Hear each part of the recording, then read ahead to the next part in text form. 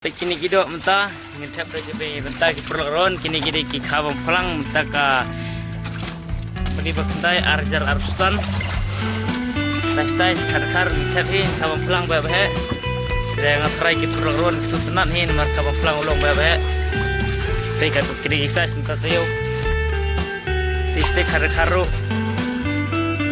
deh.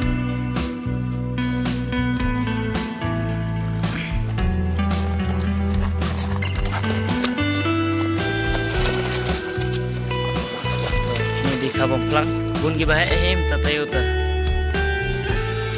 pekini khar golden fish rudon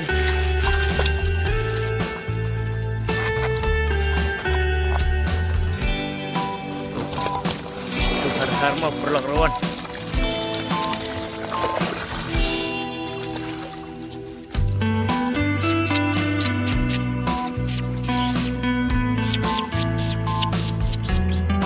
lihat me Kikilista.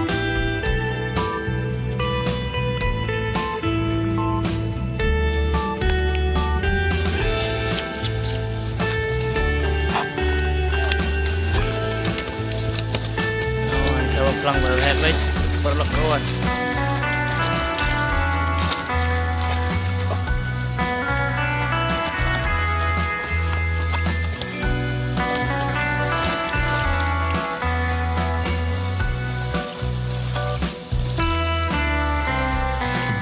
Ini kar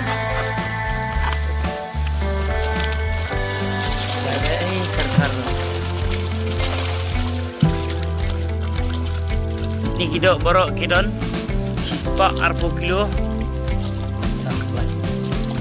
kalau pelang kar